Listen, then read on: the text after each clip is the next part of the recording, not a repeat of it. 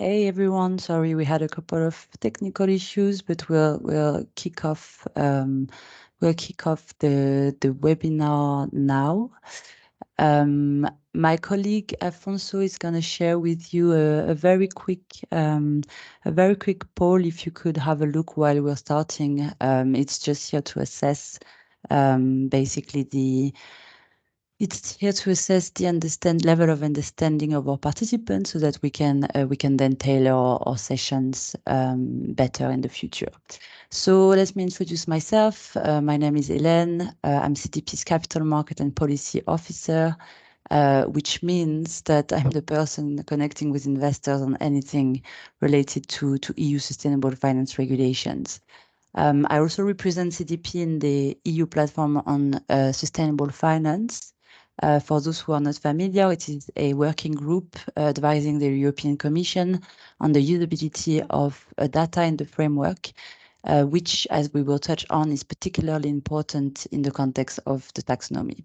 So if that's something you also like to discuss, apart from this webinar, I really encourage you to reach out. We're going to try to touch on a lot of topics related to the taxonomy today. The webinar is really meant to satisfy the wide range of audience with different degree of expertise on those topics. So hopefully it will be useful for everyone. But again, if you feel that there's a specific aspect you'd like to discuss in more details, I really encourage you to reach out.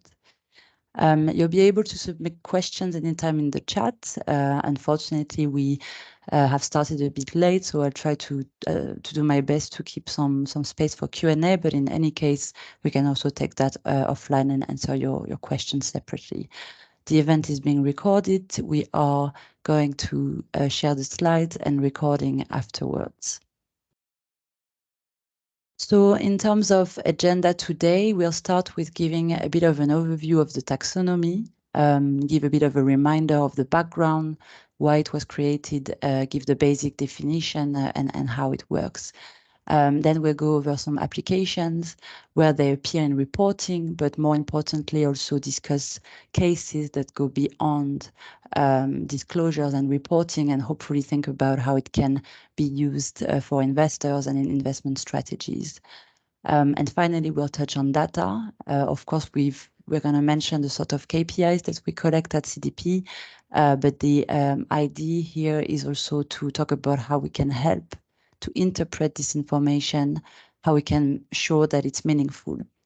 And in our opinion, it's really about that to make a real impact and how to utilize that information and engage with companies on the basis of this. So just starting with a bit of an overview and trying to put context around the EU taxonomy.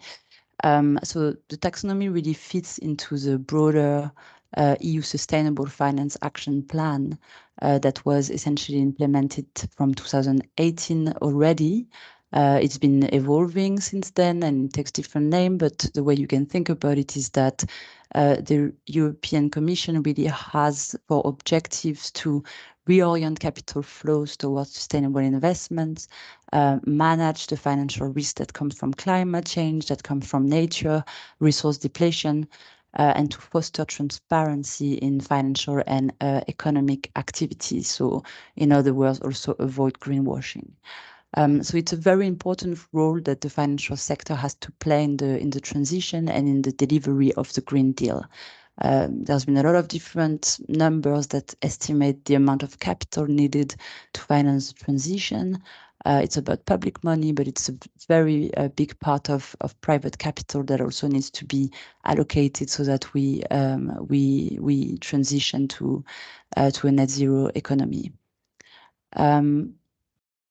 So essentially, if we try to summarize what is the EU taxonomy in a nutshell, which is not easy, but you can think about the taxonomy as a classification system that is meant to identify environmentally sustainable economic activities.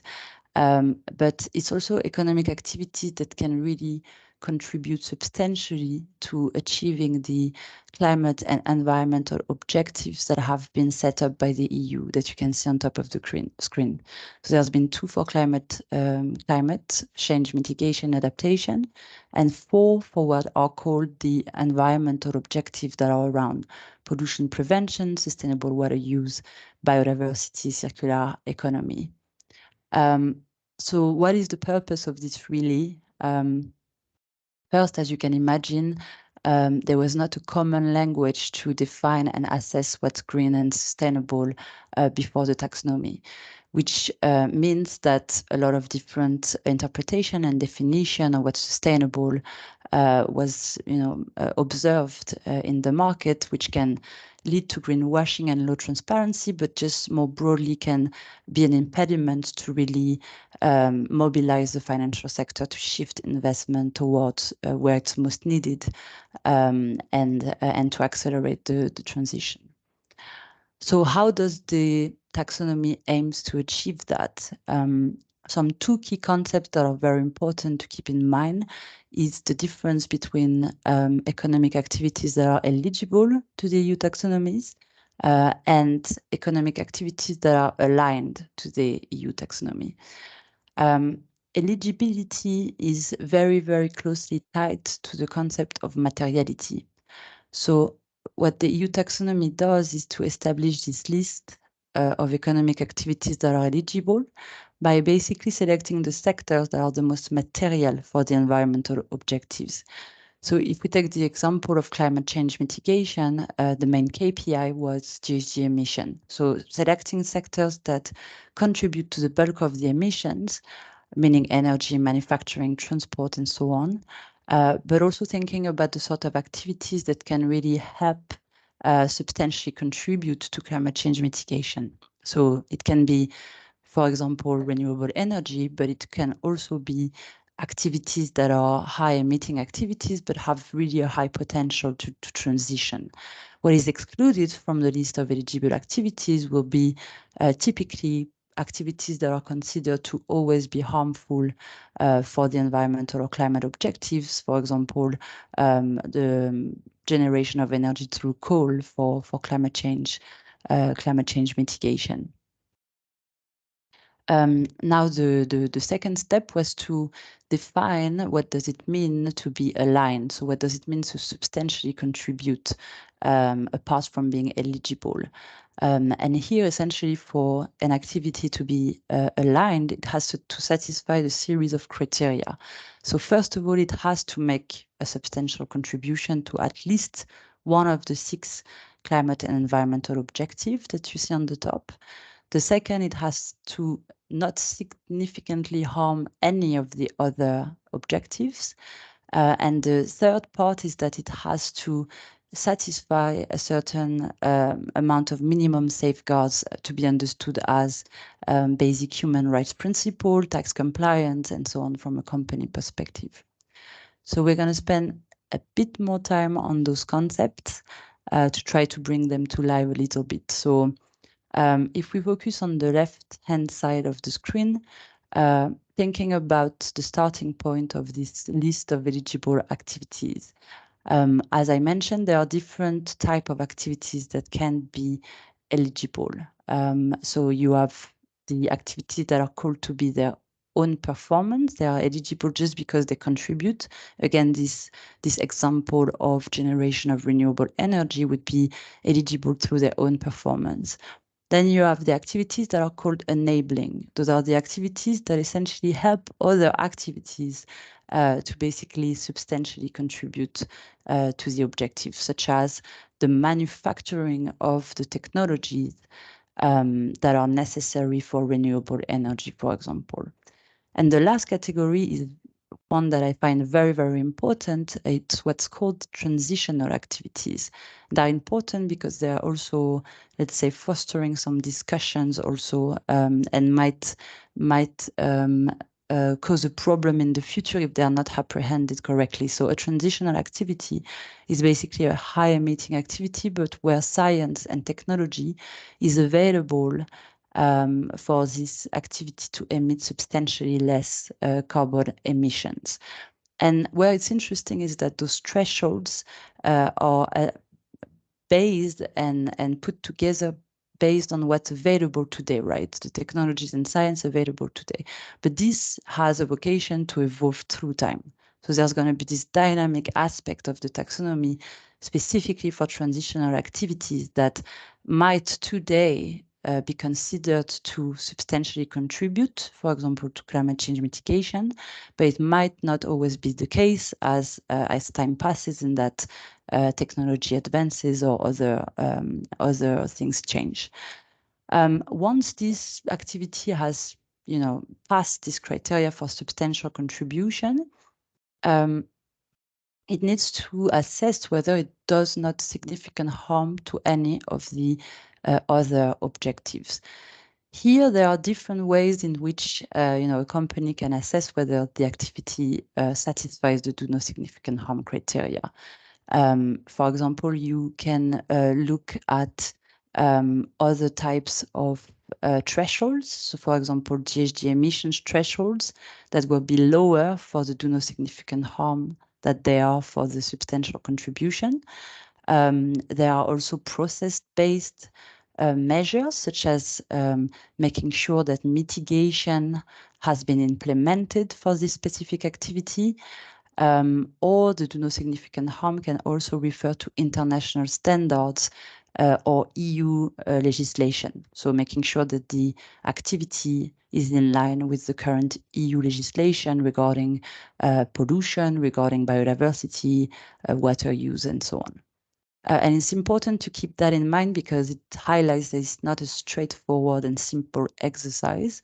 It is subject to interpretation, and it can also potentially be a problem when it comes to the international application of the EU taxonomy, where typically a company that has activities outside of the EU or a non-EU company might not always be able to assess whether their activities satisfy the do no significant harm principle.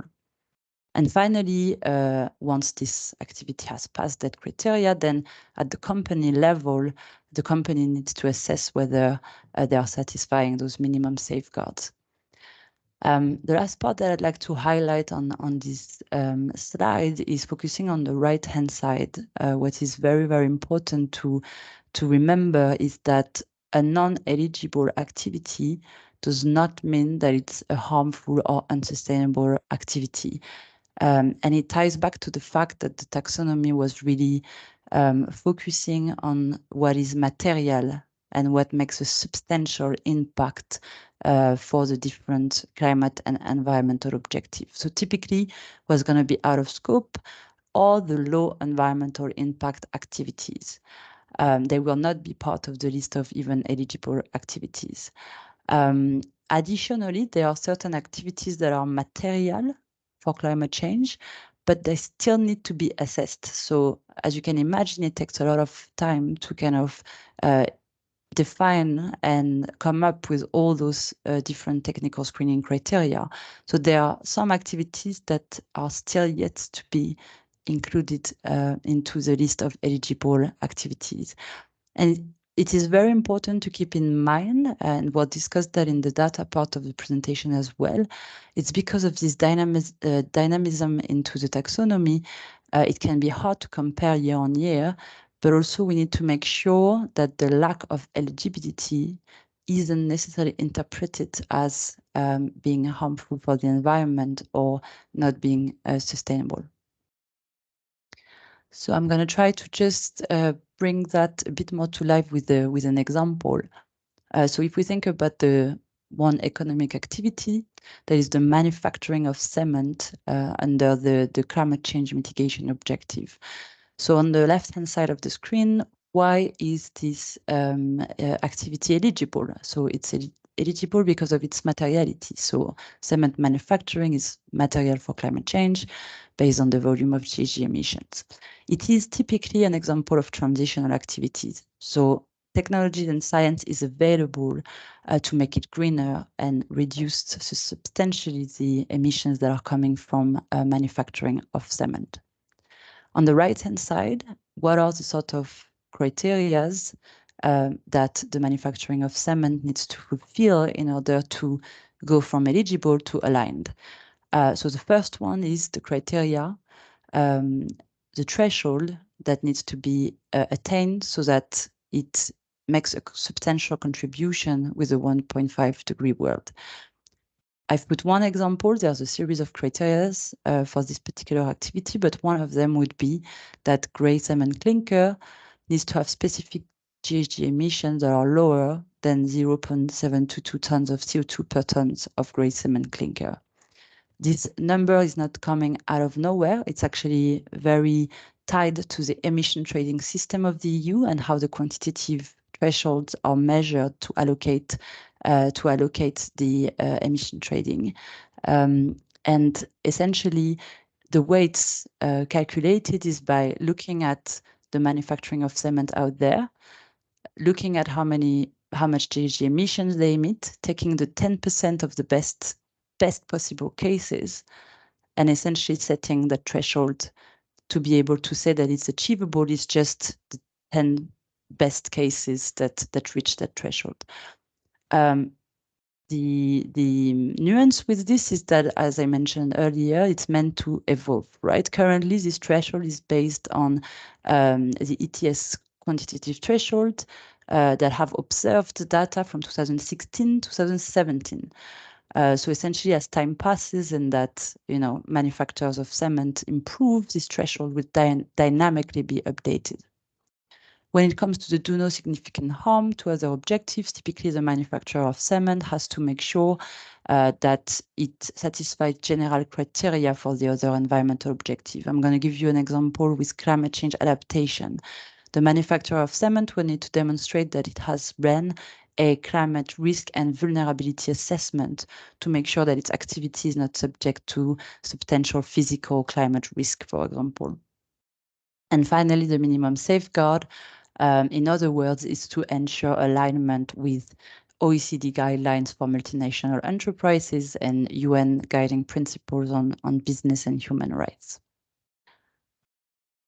So hopefully that gives a bit more of a tangible kind of explanation of how the taxonomy works. Now, if we think about the application in practice when it comes to a reporting standpoint, but also we'll try to move the conversation a bit further into how does that tie back to the broader sustainable finance framework and sustainable investments.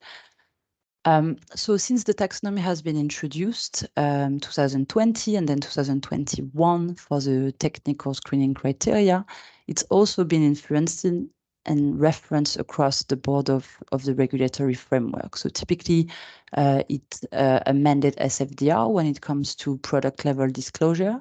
So making sure that taxonomy is also part of the product level disclosure of funds.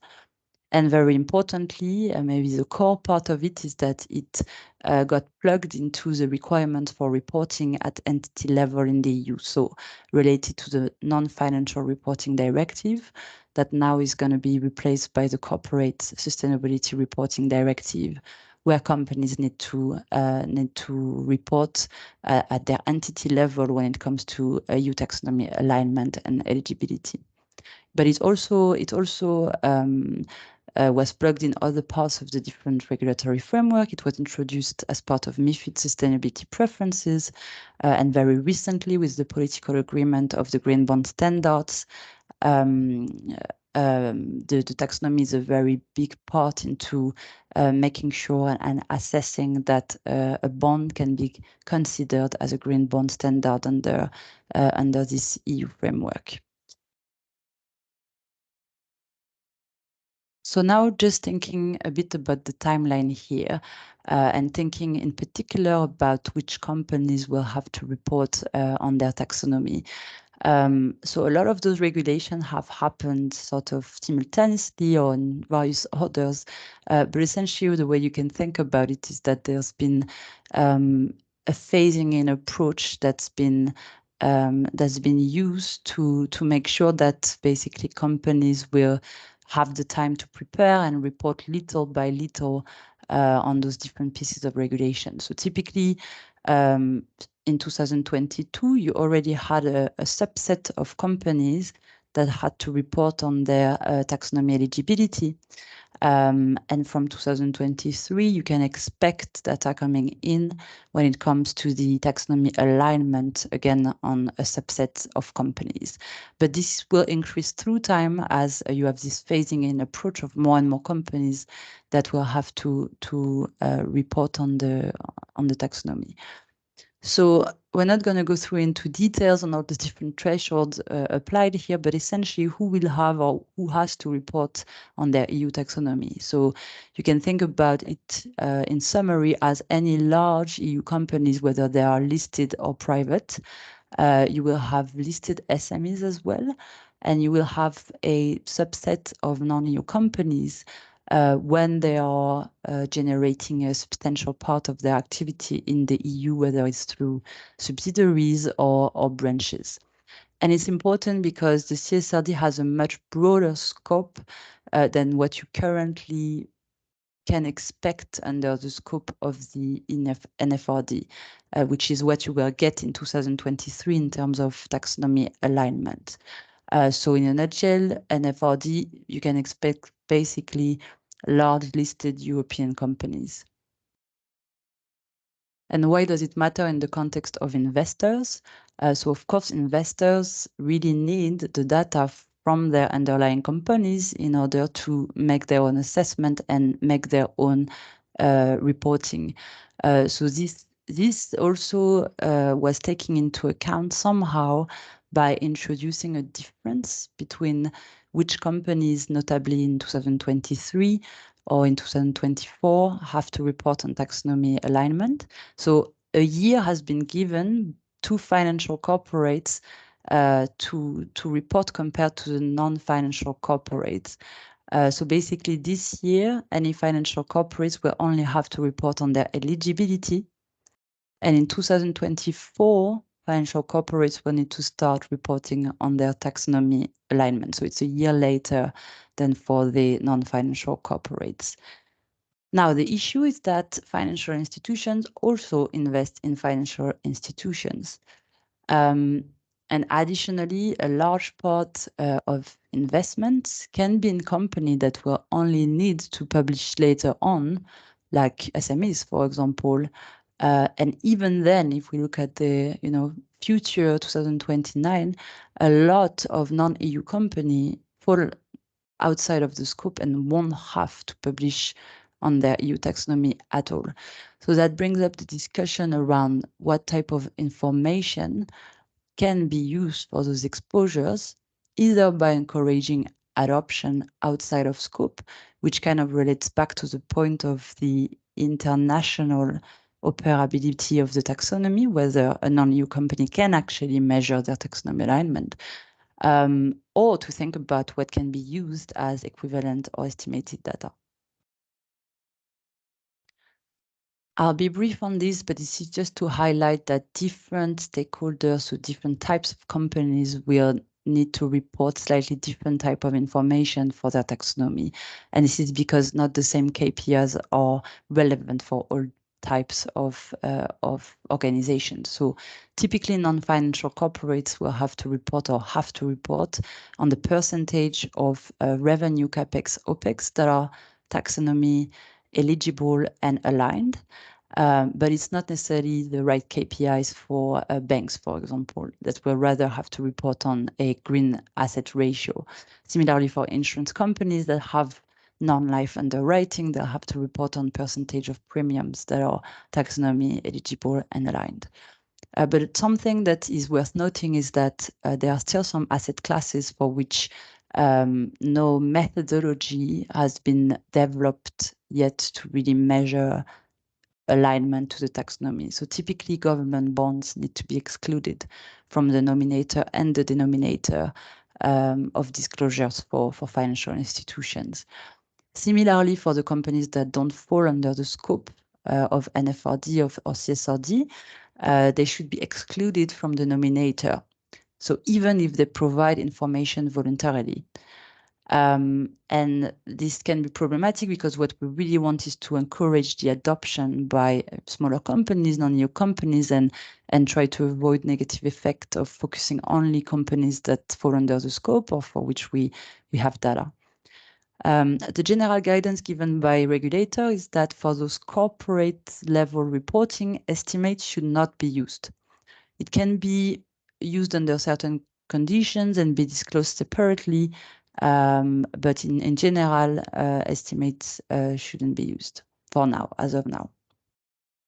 Which brings us to a slightly different angle because it's different for the type of disclosures for taxonomy at the product level when we talk about the application of taxonomy within SFDR.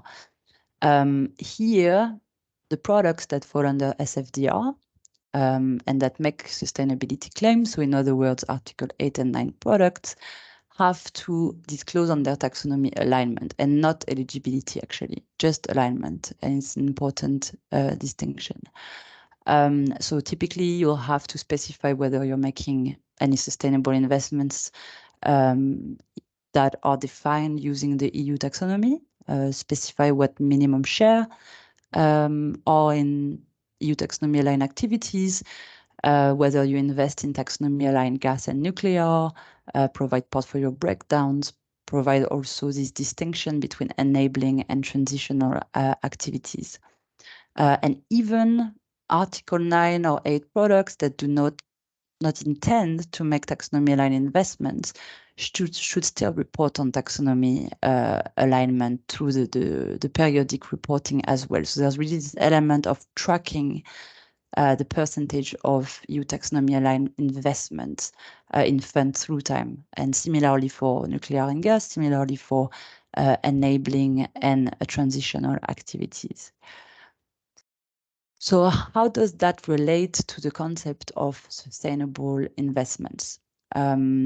So SFDR gives a definition of sustainable investments as an economic activity that contributes to an environmental objective, as measured, for example, by key KPIs that are like the use of energy, renewable energy, raw materials, impact on biodiversity, and so on. So sustainable investment in an economic activity that contributes to an environmental objective is different from the taxonomy-defined environmentally sustainable activity.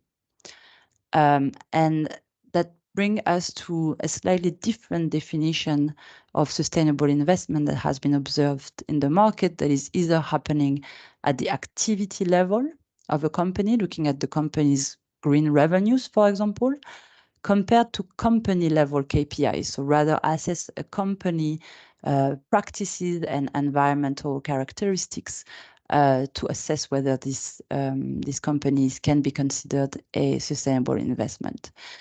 In theory, little by little, the taxonomy should be used to assess green revenues. So rather the definition of sustainable investment in terms of activity level and revenue level. But we can think about the use of taxonomy as well, playing a role into assessing a company level KPI and practices. And here what I mean is that, for example, the taxonomy KPIs that are CapEx based and more forward looking typically will refer to a company investing in their transformation regarding, for example, greening their energy consumption or making their buildings more energy efficient. And it relates to the overall performance of the company, right? It relates to their scope 1 and 2 emissions.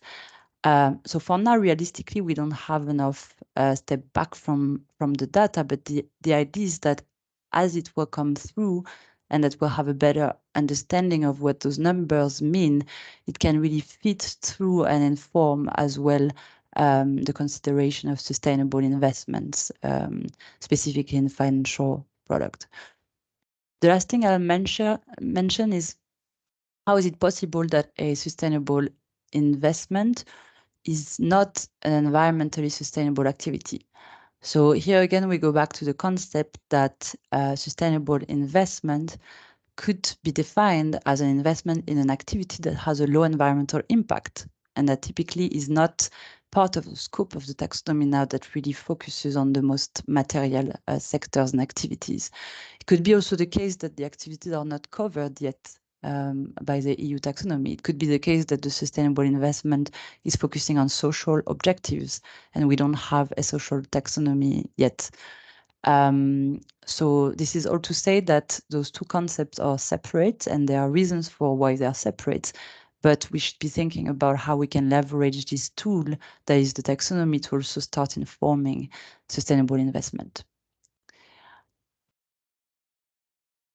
There are also a lot of discussions around the application of the taxonomy in transition finance. So because the taxonomy is based on financial KPIs, so we've talked about it, percentage of revenue, CapEx, OpEx, it tends to be suited for corporate transition planning, which a transition plan, in order to be realistic or credible, needs to have several criteria, including having a clear intention of dedicated budget and money spending by a company to implement their transition plan. And this is really explicitly referred to in the regulation at corporate level disclosure. It is mentioned that companies should include part of a plan to expand their taxonomy-aligned activities, or to turn the ones that are eligible and not yet aligned into aligned. It can be about revenues, it can be about CapEx or OpEx. So for example, when companies don't have a lot of their activities that are eligible under the taxonomy, they can still make some spending or capital expenditure that are taxonomy aligned. So for example, they can purchase more renewable energy, and that should count as a taxonomy aligned activity. This is where the transition finance really has a role to play, whether it's in investment strategies for asset manager, or more direct financing through bank lending, or specialized lending in particular, in order to have the means to fund a specific initiative from a company to either increase their green revenues or transform their production process to become more energy efficient. So right now, if we think about the type of financial instrument that exist, the green bonds, typically the green bond standards are one of them, but there are other instruments that are emerging where the taxonomy can little by little play a part into making sure that investors have a way to associate their investment to the transition of a company. There is conversation also around whether we can introduce the EU taxonomy in climate benchmark. The issue here is that we need to be careful when doing this about, again, having this step back from the data and understanding what does it mean to have a lot of taxonomy alignment, or what is not a lot of taxonomy alignment. It's going to depend on sectors, activities, and additionally, referring back to this transitional type of activities where the criteria will be reviewed little by little based on available technology. That means that a transitional activity that is aligned today might not be in 3 years' time. So it's really to spur discussion on how to use taxonomy the best way possible, and also the need to think about what those numbers really mean. And finally, it's also important to keep in mind how to make sure this can also help the just transition. So how can we make sure that this also helps funding smaller companies, or that we're able to apply it at the international level, and in particular to direct funding towards developing countries, or at least to not shift that capital away from places that actually need it. So that brings to the question of how do we get this data from companies or from different counterparties. So here we're gonna try to go more into the data side of things. I don't think I need to reiterate that we have a data gap and challenges when it comes to really having a full picture of the investment universe when it comes to making investment decisions. But I'll just touch on what we've done this year to really try to accelerate the implementation of sustainable finance taxonomies at scale at CDP. So essentially, we've introduced in our questionnaire a taxonomy agnostic question, first of all. So this was meant for the purpose of allowing non-EU companies that might have different taxonomies in their own jurisdiction to also report on their own taxonomies. However, we've done a lot of work to provide guidance and almost of a step-by-step thinking to companies choosing to report under the EU taxonomy when it comes to their spending and revenue. So all of the KPIs that we mentioned so far in the presentation will be captured in our data. So eligibility alignment, per economic activity level, whether it's transitional on performance, whether it meets the do no significant harm criteria, minimum safeguards, and so on and so on. But we've also added additional qualitative questions because we thought it was important also for the company to describe the methodologies, for example, that they use to identify how they met the technical screening criteria, explain how they met the do no significant harm criteria, etc. And we also introduced a question around the verification and insurance of the data, and a question around the taxonomy alignment plan to really focus on the forward-looking aspect and whether the company has made plans to increase that alignment. So there's going to be more and more data coming through for investors, but what we think is most important, as highlighted throughout the presentation, is really to put context around the data and make sure that it fits into the overall company's action. So we have explicitly integrated that question into the transition planning section of our questionnaire. So we were already asking about transition planning and the spending and revenue aligned with that transition planning in the past. And the idea here is really to encourage the company to go through a step-by-step assessment of their transition plan. So it's essentially first asking, do you even have a transition plan? Then it's asking about whether you have a target associated with it. And then it's about assessing whether you're linking your financials to it and whether it's taxonomy aligned or not is almost, a step in the journey. So it's really about making a journey out of it. And we work a lot with companies on this. The scope applies to public, private, small, etc. And the aim is to encourage and capture also early adoption by those companies. Which leads me to my point around engagement. So it's very important to collect the data and to have the data, but it's also very important to engage with companies in particular when it comes to that data. It can be engagement for disclosure, but it can be also engagement for impact. So we launched a program this year called the Green Finance Accelerator, where we partnered with investors to really work with companies to disclose, measure their taxonomy, but provide them support to do that, and ultimately to try to foster conversation with investors to use that data in a meaningful way. So going back really to the point of how can we make sure that that data can be compared, trusted, and that it can be tracked through time in order to foster the use of transition finance. So it's a pilot. Right now, everyone is more or less focusing on disclosures, mandatory reporting, but the purpose is ultimately that it's used in investment decision making. And for that, we really believe that there's a need for a facilitation between of conversation between companies and investors. And maybe I'll finish with a bit of an illustration with numbers, what I mean by putting taxonomy data into context.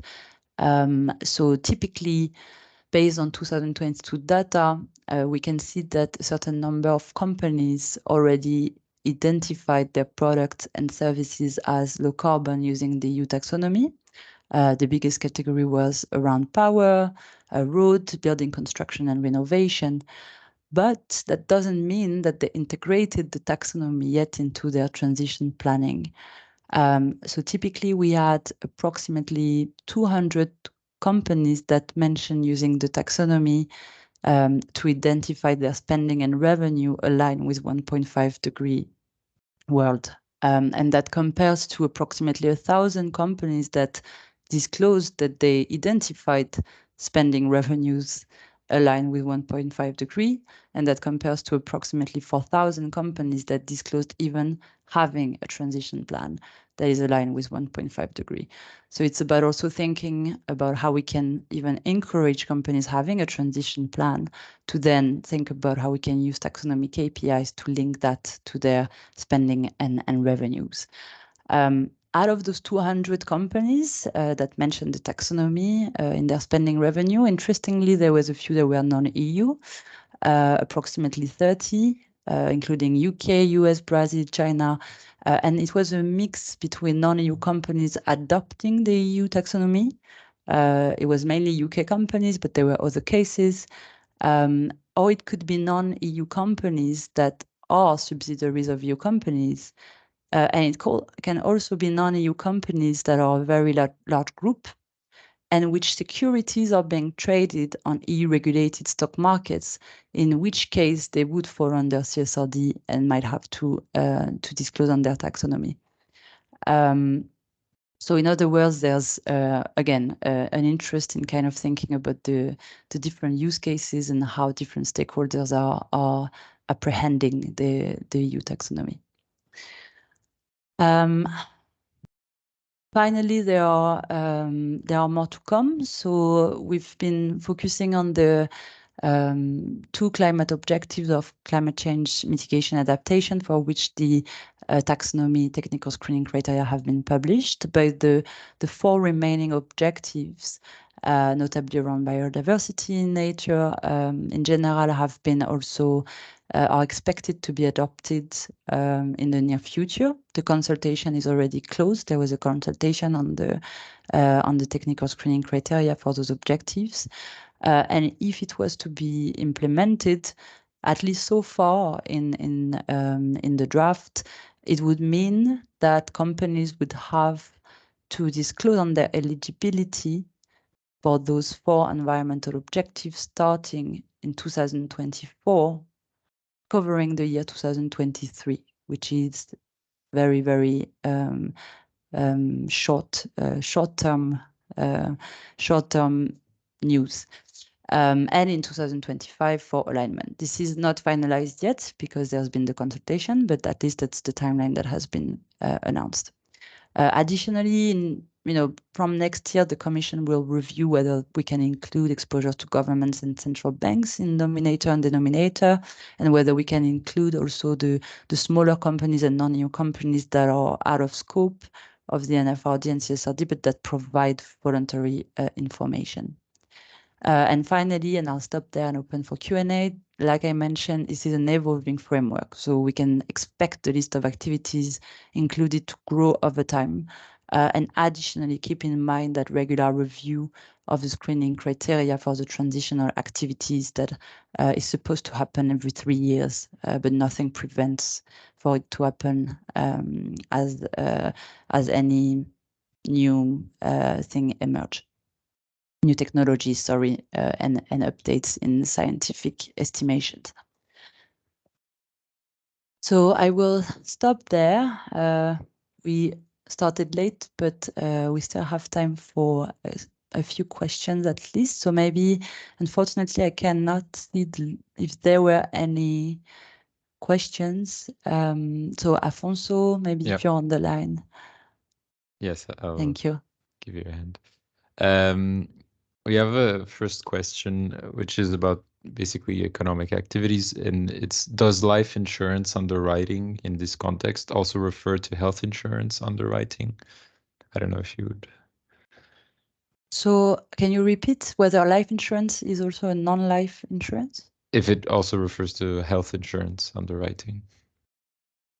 So I'm not an insurance specialist, I have to admit, but my understanding is that life insurance would rather refer to investment products. So I don't think health insurance would classify as life insurance. It would rather fall under the scope of non-life underwritings.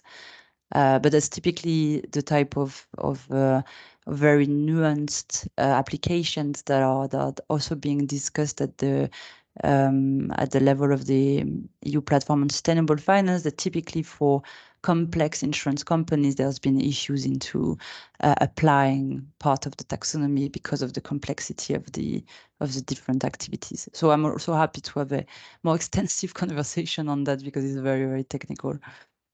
Maybe, offline. Okay, in terms of other questions, the audience has been quite shy, but we have a few hands up. So if you're willing to take oral questions. Yeah, absolutely. But I have to admit, I'm not sure how to mute people, or they can unmute themselves. I can do that. Okay. Yeah. So we have Pierre. Pierre can go first, I hope. Yes, thank you very much. It was super useful. On the slides about SFDR ratio and what would apply to a financial institution, you said derivatives are not considered in the ratio.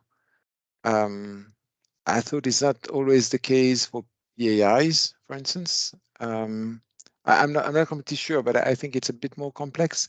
And I'm curious, just to make the case, let's suppose that in the fund we decide to leverage and to maybe use a total return swap to take a very big position on a green stock.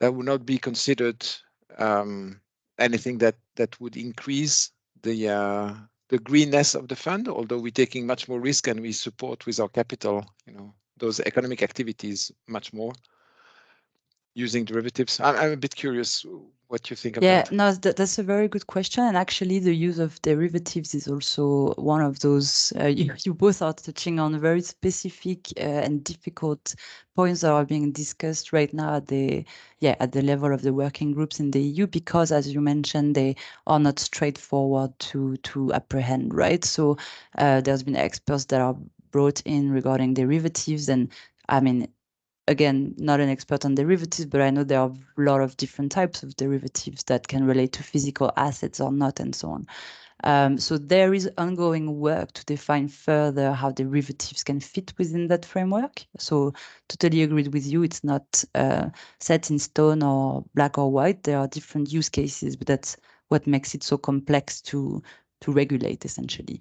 Here, what I've put on this slide around the exclusion of derivative, it is particularly linked to the entity level disclosure on taxonomy alignment and eligibility. So it is not, it does not refer to the fund level applications, which is here again how we do ensure coherence between the frameworks. But derivative is one point where it's been clarified that you shouldn't be using exclusion of derivative in the denominator of what the entity level, so at the asset manager level, for example, will report in terms of their taxonomy alignment. Now for the PAIs, it's even something different. So here I'm just talking about taxonomy. PAIs, there's not been kind of an explicit regulation around it that's been amended, but essentially there's been guidance that has been provided by the ESRS that derivatives in the context of PAIs could potentially be included in the denominator as well, in order to, but using specific techniques for netting positions. So here again, I can refer you to those documents in particular, but the exclusion of derivative on that slide refers exactly to the EU taxonomy reporting at entity level. Thank you. So that. Great. Next, we have a question from Niels. So I'm gonna hopefully Niels can unmute. Okay, can you hear me now? Yes. Yeah. Perfect. Thank you very much. Thank you for a very, very good introduction to the taxonomy. I realize it's a complex issue, but I found this easy to follow. Nils Salta, I work at EcoHertz. I have a sort of highly technical question that I'm hoping maybe you can shed some light on. I see in a lot of the, especially the climate mitigation criteria, there is a demand for final product to have lower than such and such life cycle CO2 emissions. For example, aluminium, hydrogen. But I'm a bit unclear on how companies can prove that. So I think my twofold question is, how can they prove it? And if it's talk about using electricity or other forms of energy, can they use guarantees of origin to prove that they've used renewable or low carbon energy? Thank you. Yeah, no, that's also an excellent point. And I think that is meant to be addressed by making the taxonomy reporting subject to insurance and review by third parties. So there's also essentially this notion that it's incredibly difficult for a company to assess themselves essentially the alignment of their taxonomy, not out of bad faith, but because those are very complex metrics to measure.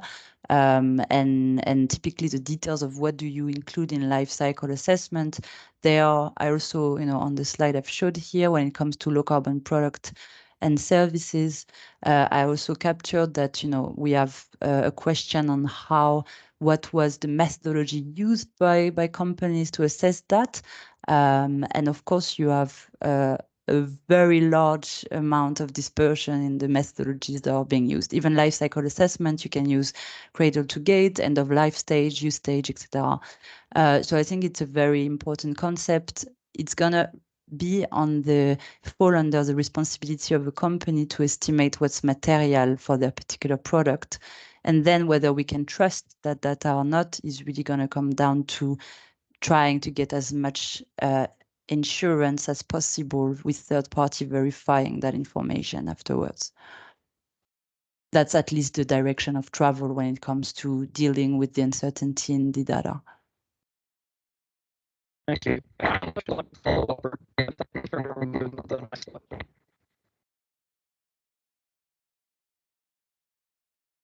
We have some trouble hearing you, Niels. The microphone didn't really. Oh, sorry. I was just saying my list to follow up with Yeah. So that's even that it's not clear whether or not any direction will be used to fix something. Yeah, I'm happy to follow up on that and take that offline as well. We couldn't hear you clearly, but yeah, please reach out to me. Okay, next we would have a question from Francis. You should be able to unmute yourself. And thank you so much, Helen, for the presentation. Very helpful. So I have a question. It's a bit of a clarifying question for asset managers, right? So how is this whole reporting or disclosure on the taxonomy? So I see the SFDR 2019 RTS and then the MiFID, right? Is there any interconnection between these? And then what are the implications for asset managers that are domiciled outside of the EU? So say in London. Yeah, absolutely. So essentially the taxonomy, as you pointed out, is a tool that kind of amended a few regulations, right? So the way you can think about it is that for those asset managers that fall under the scope of SFDR right now, so there might be non-EU asset managers, but are marketing and selling funds in the EU, for example. You'll have to comply with the SFDR requirements. So typically under that condition, the reporting of the taxonomy at the fund level will apply to the funds that you manage that are covered by SFDR. Now for the entity level, so this corporate disclosure of a bank, an asset manager, that are non-EU, so the taxonomy reporting at the corporate level will happen only if your organization falls under the current Non-Financial Reporting Directive or will fall under the Corporate Sustainability Reporting Directive. So it's two different applications. One is at fund level, and when it comes to at the entity level, essentially you can think about if you fall under one of those categories, that you have a subsidiary, for example, in the EU, it might have to report the EU taxonomy at the subsidiary level. But if you don't, then it's only way later on that you might be considered as a non-EU company that generates a lot of their activities in the EU, for example, and in which case you might start falling under the scope of reporting EU taxonomy at the entity level.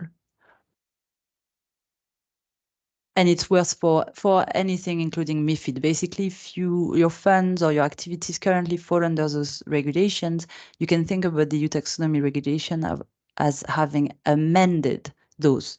So, it's basically if your funds fall under SFDR, they will need to also fulfill the taxonomy reporting requirements. I see. Thank you so much. Thank you so much. I think we're on time. That is all the questions.